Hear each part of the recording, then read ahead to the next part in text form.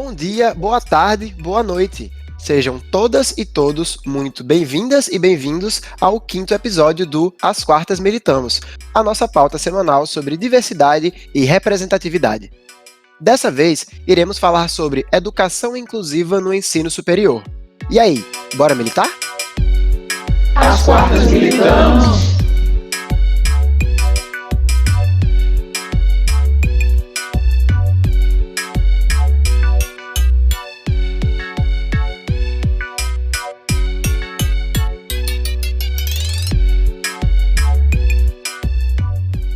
Bom dia, boa tarde, boa noite, militantes. Sejam todas e todos muito bem-vindas e bem-vindos ao 5º episódio do As Quartas Militamos, pauta semanal sobre diversidade e representatividade da 59.000, a empresa júnior de publicidade e propaganda da UFRN. Eu sou o Felipe, professor, especialista em ensino transdisciplinar e autor de livros infantis. Eu fui convidado pela 59.000 para mediar esse momento muito importante, que tem como tema Educação Inclusiva na Universidade. E para falar sobre esse assunto, também foram convidados o Fred, que é aluno do curso de gastronomia, a sua mãe Milena e a Natasha Serrano, que é psicopedagoga, mestre em psicologia, especialista em educação inclusiva e docente. Estamos muito felizes em receber vocês aqui. O que vocês esperam desse momento? Oi, gente.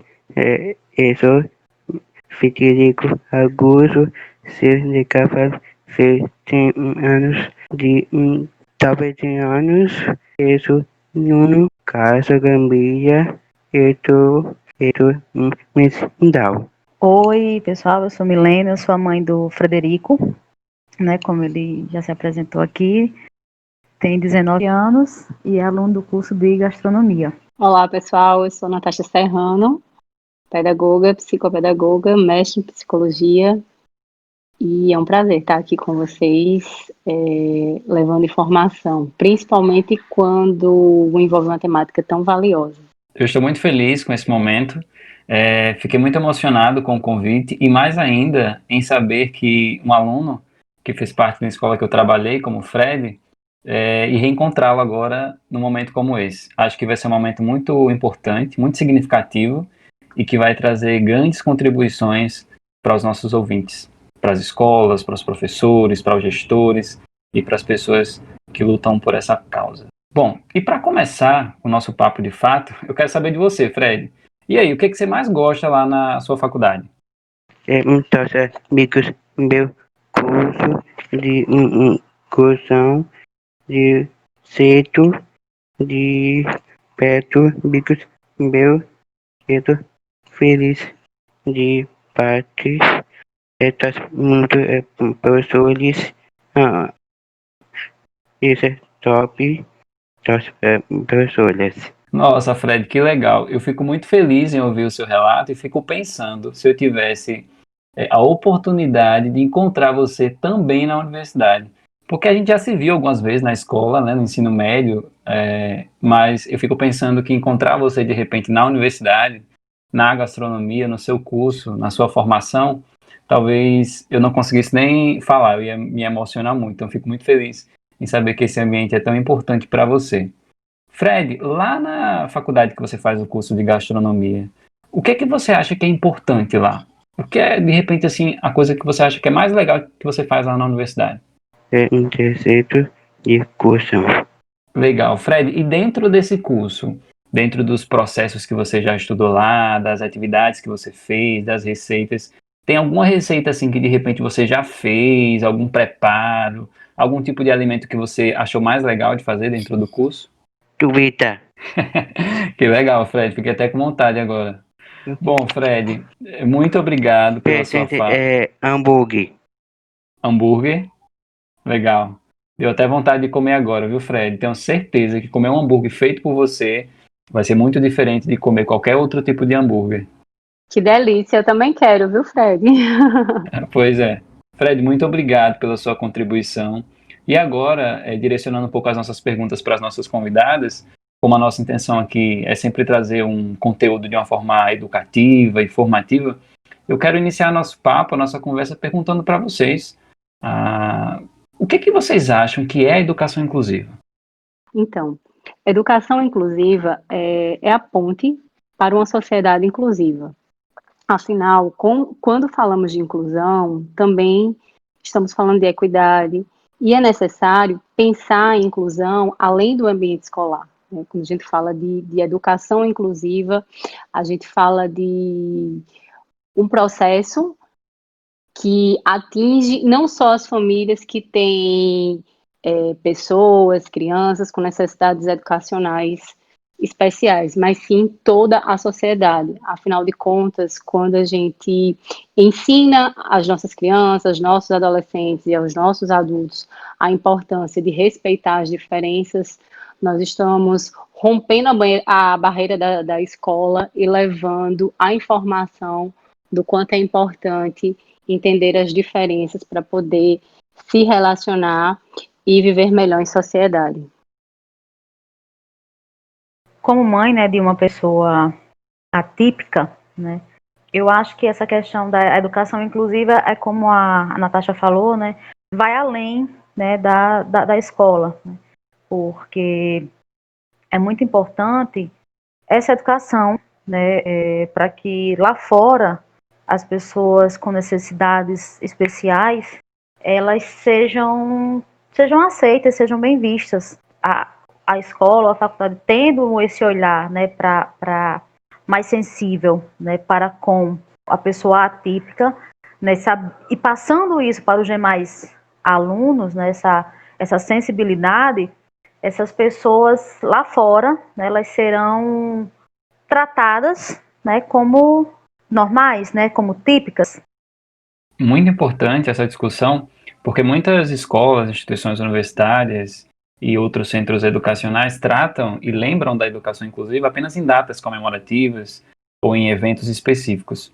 Eu diria que, como a Natasha bem apresentou, uma educação inclusiva promove uma sociedade inclusiva. Eu diria até que a educação inclusiva, além de todas as características, deveria ser tratada como um tema transversal, né? A gente sabe que os temas transversais correspondem às questões urgentes, importantes e que devem estar presentes sobre várias formas na vida cotidiana das crianças, estudantes, até mesmo nas escolas. Então, de fato, essa ideia de que a escola inclusiva promove uma sociedade inclusiva é certamente válida, pois a escola, de certa forma, é um reflexo da nossa sociedade. A gente sabe que a escola, em seu projeto político-pedagógico, aplica a sua prática, define a sua prática educacional. O projeto político-pedagógico é um projeto porque define metas e objetivos que vão ser alcançados, né, traça metas e objetivos. Ele é pedagógico porque corresponde à prática educativa, diz respeito a um processo de ensino-aprendizagem, e é político porque está pautado na formação do indivíduo, da sociedade, para os princípios e valores. Para vocês, como é uma escola ou uma universidade que tem um projeto político-pedagógico inclusivo? E como é essa aplicabilidade nas universidades e nas faculdades? Vocês acham que é uma aplicabilidade verídica, verdadeira, de fato funciona, ou é sutil? Nas universidades, realmente, aqui em Natal, é muito sutil ou não existe, né? Para o Fred entrar na faculdade, nós visitamos mais de uma instituição. Tem instituição que não tem projeto nenhum pedagógico, inclusive para pessoas com necessidades especiais, de nenhum tipo, tá? Tem instituições que se dizem inclusivas, mas que no final do processo arranjam uma desculpa. Nós não podemos receber porque não temos profissionais capacitados, ou porque na visão deles o aluno não é capaz de estar em um ambiente acadêmico, né? E tem as instituições que buscam, tentam e querem, né, ter realmente essa questão do olhar inclusivo, né, de um projeto inclusivo, mas que ainda é muito embrionário. Por quê? Porque, primeiro de tudo, não tem um professor assistente junto com esse aluno, né? As universidades, elas ainda não veem a obrigatoriedade, né, desse professor assistente, como se tem na educação infantil, no ensino médio. Dessa forma, eles vão se adaptando, né? Estão se adaptando, buscando realmente ter esse projeto pedagógico, né, inclusivo, mas ainda é tudo muito, muito pequeno, ainda muito, como eu falei, embrionário, né? Tá tudo muito ali no começo, né? Talvez pelo fato de que ainda são poucas as pessoas com necessidades especiais nas universidades, né? Então, quando eles recebem, né, as instituições que aceitam receber, né, o aluno, ainda faz tudo muito engatinhando, mas que tentam fazer, no meu ponto de vista, né, quem busca fazer, tenta fazer buscando melhorias, buscando acertar. E você, Natasha, como você avalia essa perspectiva do projeto político-pedagógico inclusivo nas instituições de ensino superior, ou até mesmo de ensino básico? Então, é preciso ressaltar, concordo com a Milena, mas é preciso ressaltar que existe hoje uma deficiência no currículo, não só dos cursos de pedagogia, mas dos cursos de licenciatura voltado à didática, em se tratando as políticas inclusivas, as práticas inclusivas. Se a gente pegar o curso de pedagogia, que ele é a base, né, didática para você ensinar a pedagogia, qualquer outro curso, você percebe que existe apenas uma ou duas, no máximo 3 disciplinas voltadas à inclusão. E hoje, quando a gente chega em sala de aula, enquanto professor, seja na educação básica, seja no ensino superior, a gente encontra uma diversidade muito grande de pessoas, né, com necessidades específicas, que precisam ser incluídas. E é aí onde o professor ele sente essa dificuldade, né, voltada à didática, e eu percebo que existe poucos cursos, né, de formação continuada voltados à educação inclusiva. Então, eu acredito que para que a gente ofereça uma prática pedagógica, uma educação mais inclusiva, nossos professores, eles precisam sim ter a oportunidade, a vontade de se capacitar em uma formação continuada voltada às práticas inclusivas. E eu falo de uma maneira geral, até porque todos os nossos alunos hoje, eles têm algum tipo de necessidade especial voltada às diferenças, até porque ninguém é igual a ninguém. Então, a partir do momento que você consegue enxergar a sua sala de aula, né, de uma maneira diversificada e entender que cada aluno ele tem que ser avaliado de uma maneira diferente, que existem ferramentas hoje inclusivas que elas ajudam os nossos alunos a se desenvolverem de uma maneira global, né, na instituição. A partir do momento que a gente busca essa informação, busca esse conhecimento, a gente consegue realmente incluir e não só inserir os nossos alunos com qualquer tipo de necessidade, né? Porque existe uma diferença muito grande entre inserção e inclusão. Eu acho que quando a gente fala de inclusão, se a gente for estudar a história da educação especial, a gente consegue entender que muita coisa já foi feita, né, e que a gente conseguiu grandes avanços, mas a gente também sabe que ainda não chegamos à inclusão de verdade. Então, estamos caminhando para a inclusão. Hoje, eu acredito que essa dificuldade que vem muitas vezes de um currículo, né, do professor, ele acaba dificultando a inclusão e acaba sendo apenas a exceção. Então, a gente precisa de um conjunto para poder realmente incluir. A gente precisa entender que esse aluno ele precisa de um PEI, né, que é um plano educacional individual, para que a gente possa realmente incluir, acompanhar, redirecionar, estabelecer novas metas e aí sim conseguir de fato a inclusão. Pois é, e essas falas são muito importantes porque a gente sabe que hoje em dia existem diversas formas de se ver e entender e avaliar o estudante. Essa fala que alguns professores apresentam de que eu trato, abre aspas, né, eu trato todos os alunos do mesmo jeito, fecha aspas, é uma fala que precisa ser revista. Ela precisa ser repensada. Cada estudante, cada aluno, cada criança, cada adulto existe e tem uma origem diferente, tem uma característica social e econômica distinta um do outro. As pessoas possuem corpos e corpos com necessidades diferentes. Então, essa fala do que o professor ou o gestor trata todos os estudantes e crianças do mesmo jeito é uma fala que precisa ser repensada. E essa luta, ela é uma luta bem antiga, ela não é de agora. Nós sabemos que muitos elementos precisam ser elencados e garantidos para que essa prática do atendimento educacional especializado, ela seja de fato garantida. E um elemento essencial nisso é o professor auxiliar. E hoje, né, 2020, a gente ainda precisa travar essa luta nessa questão da necessidade. A gente precisa, na verdade, como se fosse uma luta para deixar claro que sim, que o professor auxiliar, ele é importante nesse processo. Então, é uma luta atual e que precisa ser pensada. E que, principalmente, ele precisa ter uma formação voltada à educação especial. Ele precisa entender, ter uma formação além, né, daquela que atenderia todos os alunos. Quando a gente fala da educação especial, a gente fala de direitos. E os nossos alunos, eles têm esse direito. Então, assim, é importante que nós também tenhamos pessoas, né, capacitadas para poder auxiliar de uma maneira mais significativa esse processo de aprendizagem.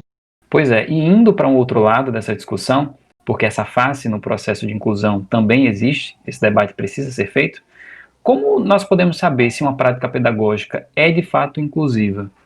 Ou se de repente uma universidade ou faculdade que se diz inclusiva realmente garante o direito da educação para todos? Existem elementos que a gente pode evidenciar se uma prática é ou não inclusiva? Existe uma ferramenta, né, de extrema relevância chamada PEI, que é o Plano Educacional Individualizado. Essa ferramenta, ela é indispensável na prática pedagógica, tá?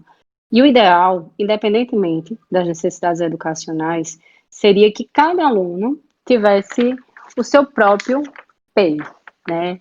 E aí, os nossos ouvintes que não conhecem, né, essa ferramenta que eu estou falando agora, elas devem estar se perguntando, né, como é elaborado, né, esse plano educacional individualizado, o que é o PEI? Então, primeiramente, o professor, né, ele faz uma avaliação do aluno, ele observa, ele aplica alguns testes, se necessário, né, sempre com o intuito de identificar as potencialidades, habilidades e dificuldades do seu aluno. Em seguida, né, o professor, ele elabora metas, sempre voltado ao desenvolvimento global, né, do seu aluno, e ao final, né, do período determinado, o PEI, ele é reavaliado, e o professor, juntamente com a equipe multidisciplinar, tá, ele estabelece novas metas, e através desse documento é possível nortear os processos de aprendizagem, né, proporcionando ao aluno a oportunidade de um ensino integral, individual e humanizado. Então, o PEI, ele é garantido por lei, né, e ele hoje é a principal ferramenta voltada às práticas pedagógicas. Então, é importante que o aluno, a família, cobre do professor, da instituição, porque hoje é o principal documento voltado às práticas pedagógicas que auxiliam o professor e a família e ao aprendente também nesse processo de ensino-aprendizagem.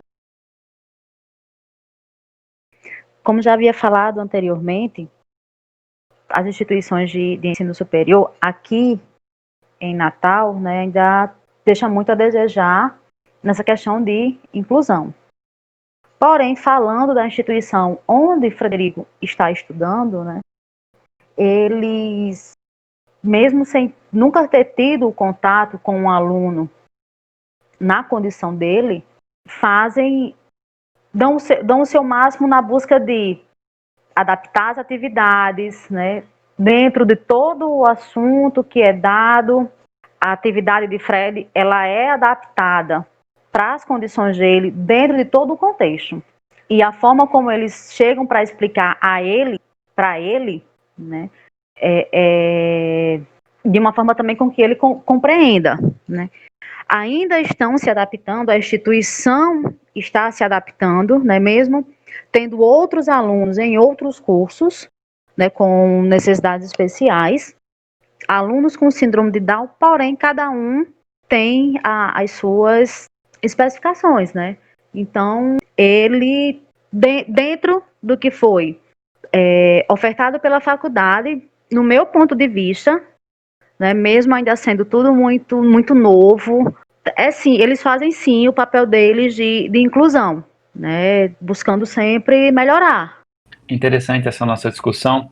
É como se nós fôssemos, e vocês também, fossem costureiras. A gente está construindo aqui um cenário e eu fico pensando na diversidade do perfil do ouvinte que está nesse momento ouvindo essa nossa conversa, esse nosso papo tão importante. É aquele ouvinte que abriu pela primeira vez um podcast, o professor ou professora que está fazendo seu planejamento e colocou esse nosso podcast aqui como música de fundo, a rádio de uma instituição, entre outras possibilidades. Como esse cidadão que não sabia até então que era um PEI, que se permitiu ouvir esse material, como o motorista de ônibus, o vendedor ambulante, o estudante do ensino médio que está curioso sobre esse tema, de repente buscando aí informações para uma possível redação do Enem, como essas pessoas, como a sociedade pode contribuir para esse processo da educação inclusiva? Quando passamos a entender, né, que as diferenças sociais, culturais e individuais elas podem ser utilizadas para enriquecer as interações e a aprendizagem entre os seres humanos, a gente acaba contribuindo para que a sociedade ela se torne mais inclusiva, né? E isso a gente tem que entender que trata-se realmente de uma mudança profunda, né, no comportamento de todos. Então, a partir do momento que eu olho para o outro e entendo que essa pessoa tem habilidades e competências que podem ser desenvolvidas.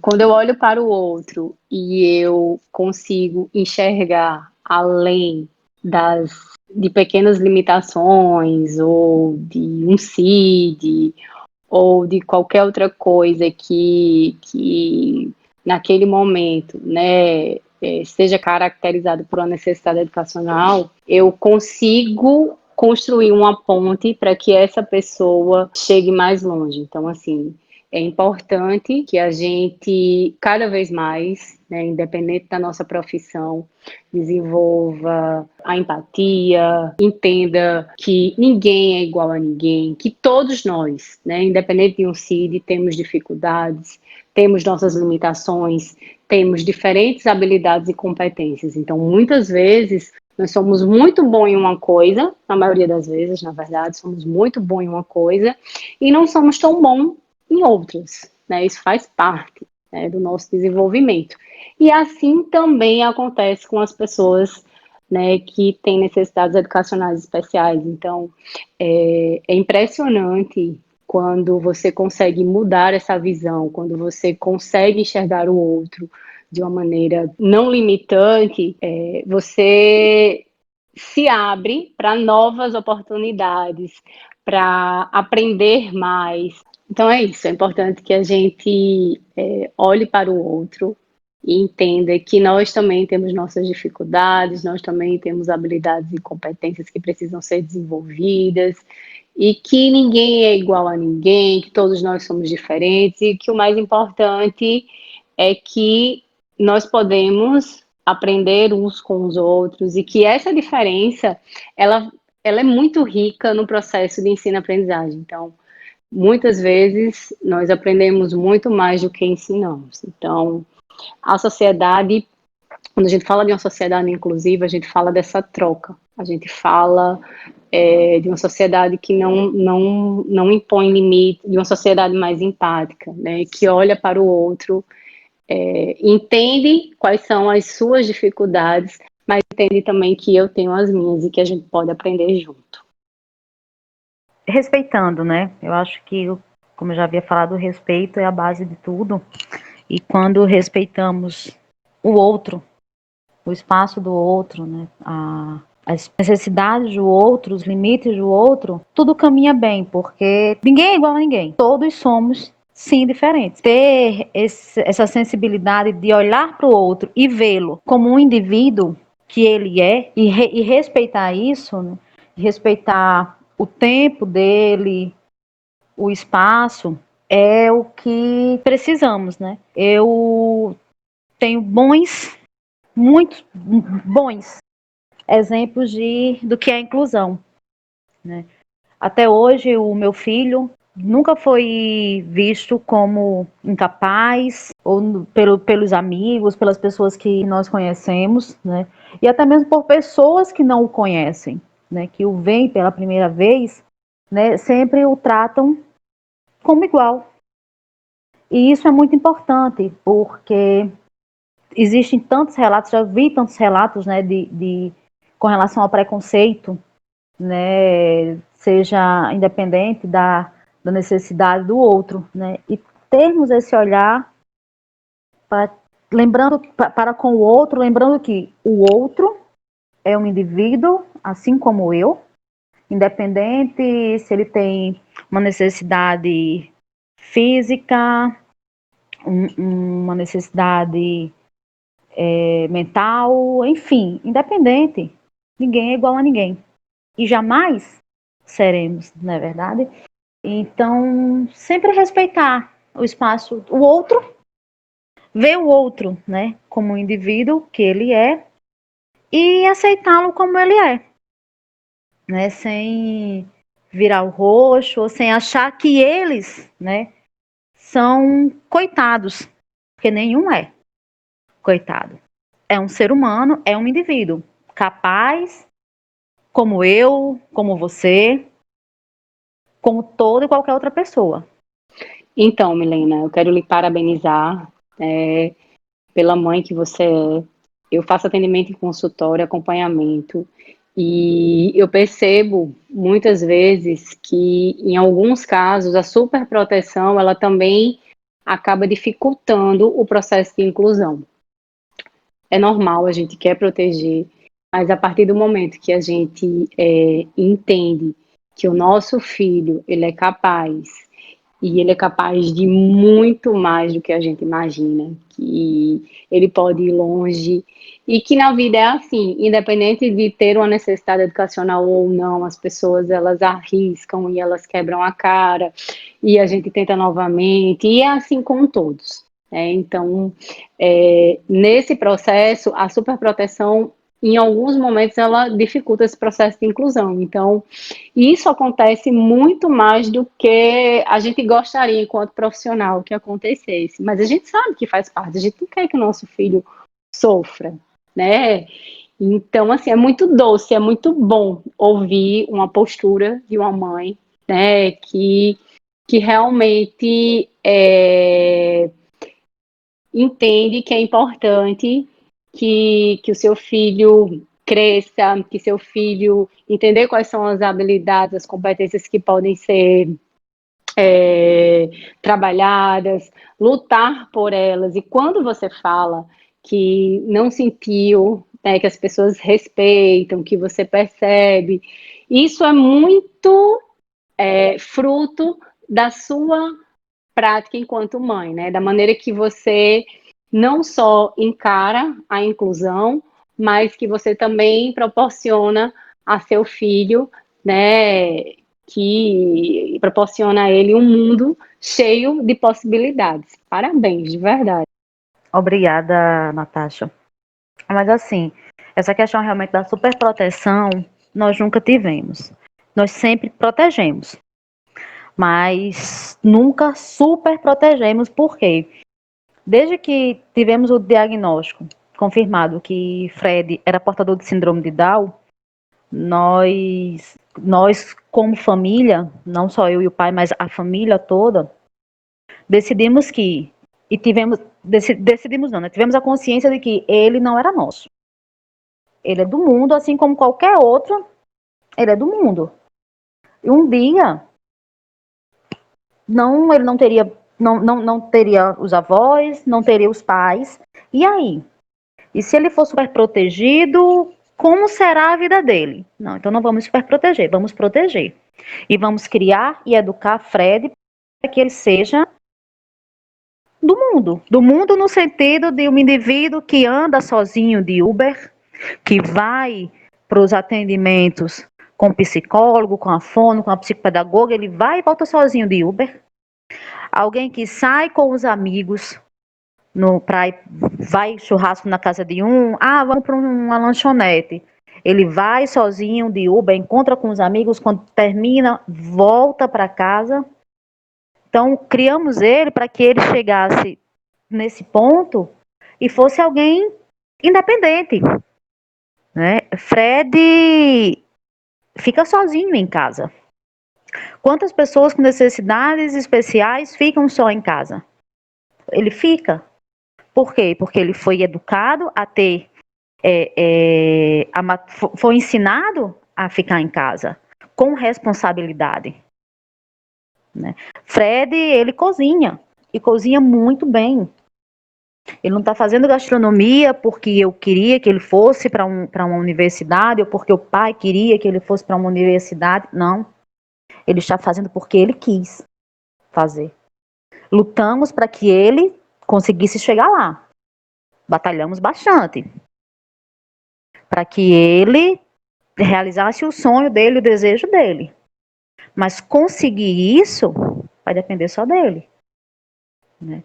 Então, as famílias, né, no momento em que elas aprenderem que eles são capazes, que eles podem voar e voar muito alto, teremos muitos mais jovens nas universidades e brilhando também no campo profissional. Porque não adianta também só fazer, não só que achar fez e pronto. Não. Vamos colocá-los também no âmbito profissional. É para isso que estudamos, para sermos bons profissionais, né? Então, eu espero, né, que com o tempo as famílias elas consigam se desvencilhar desse olhar de superproteção e vejam apenas o outro como ele é. Nós vemos Fred como Fred é. Alguém que tem suas limitações, mas que é capaz. Vocês dois foram falando sobre o Fred, sobre inclusão, sobre como as pessoas comuns que não são da área da educação podem contribuir para esse processo, e eu comecei a reviver, a relembrar alguns momentos com o Fred na escola, naquele ambiente, falas, abraços, sorrisos, e como aquela prática na escola, como aquela vivência do Fred na escola foi importante para ele e para a gente também. Eu aprendi muito com o Fred, eu acho que aprendi a ser um ser humano melhor, e acho que esse momento também foi muito importante para mim, enquanto ser humano, enquanto professor. Existe um educador, dizem que ele não está mais entre nós, mas eu acredito que sim, que ele ainda vive, porque as ideias dele ainda vivem, porque o que ele pregou ainda continua sendo feito de alguma forma. E ele disse que, Paulo Freire, esse educador, ele diz assim que é preciso ter esperança, mas ter esperança do verbo esperançar. Porque tem gente que tem esperança do verbo esperar, e esperança do verbo esperar não é esperança, é espera. Esperançar é se levantar. Esperançar é ir atrás. Esperançar é construir. Esperançar é não desistir. Esperançar é levar adiante. Esperançar é juntar-se com os outros para fazer de outro modo. Paulo Freire, né? Paulo Freire diz que esperançar não é só esperar, ficar aqui parado esperando que as coisas aconteçam. Eu sou mãe, eu sou professor, vamos ficar aqui esperando, sentado, que a inclusão aconteça, que os governantes, que os professores tragam isso para a prática, e na verdade é o contrário, né? Esperançar é ir atrás, é se levantar, é lutar, é falar, é estar num espaço como esse, de troca, de conversa, de massificação desse cenário para as pessoas. Então eu acredito que o que a gente está fazendo aqui hoje é esperançar, é se levantar, é falar, é não desistir, é criticar, é trazer essa fala de contribuição. Eu não consigo agora pensar em palavras certas ou específicas para agradecer vocês por esse momento tão prazeroso de troca, de conversa, de diálogo, né, de construção. Infelizmente essa discussão ainda é atual, a gente precisa sempre estar retomando, lutando, trazendo essa discussão à tona. Eu acho que foi um momento muito importante para todo mundo, para mim, para vocês, para o Fred, para a equipe da 59 mil, para os ouvintes que agora estão participando dessa fala, dessa troca. E para encerrar esse nosso papo, que foi tão importante, tão significativo, eu queria saber de vocês se vocês querem, de repente, deixar uma indicação, uma sugestão de conteúdo, uma mensagem final para os nossos ouvintes. Fiquem à vontade, o momento é de vocês. Quero agradecer mais uma vez o convite, né? Ficamos extremamente felizes, né, em poder participar desse momento, né? E com relação a um assunto que ainda é que precisa ser tão discutido, né? Então eu espero que as famílias vejam o outro, né, como ele é, e que pessoas na condição de Fred e outras condições, né, ganhem asas, né, e voem muito alto. Sempre que se fala em inclusão, a palavra é gratidão, né? Parabéns a 59 mil, né, por uma pauta tão importante, né? Falar sobre diversidade e representatividade é sempre muito relevante. Né? Então, parabéns a todos, obrigada pelo convite. E é isso, gente, vamos buscar o conhecimento, vamos buscar sempre ser, né, a diferença em se tratando de uma sociedade mais inclusiva, vamos usar das redes sociais, né? Hoje em dia nós temos acesso mais fácil ao conhecimento e, por que não, buscar um conhecimento voltado à educação inclusiva, ao outro, né, a essa troca. Eu garanto a vocês que quanto mais a gente buscar o conhecimento voltado à inclusão, voltado à empatia, a nossa contribuição para a sociedade vai ser significativa e a gente vai estar sendo exemplo, na verdade, para outras pessoas. Então, é aquela história, a diferença ela tem que começar da gente, né? Então, a partir do momento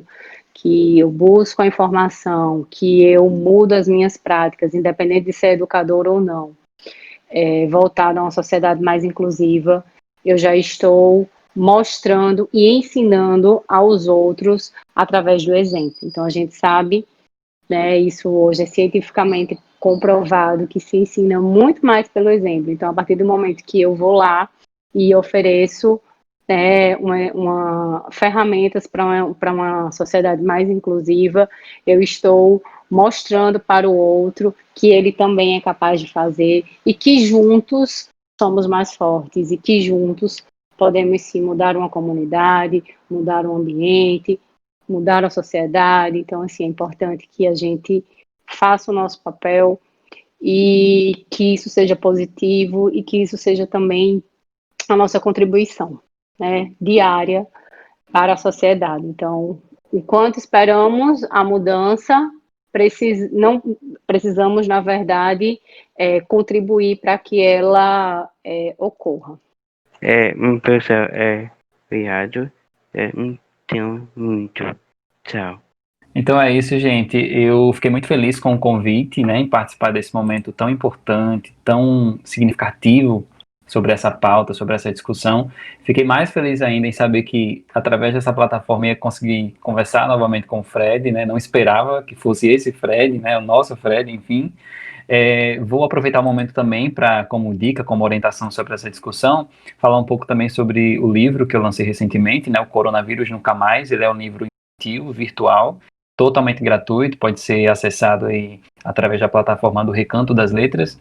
Só nessa plataforma, que é uma das ferramentas de divulgação, a gente já teve 1.134 acessos, né, downloads, e na única plataforma. Eu fiz junto com a artista Malu França, que é uma artista aqui de Natal, ilustradora, e é um livro gratuito, dá para todo mundo acessar, enviar pelo celular, e-mail, enfim.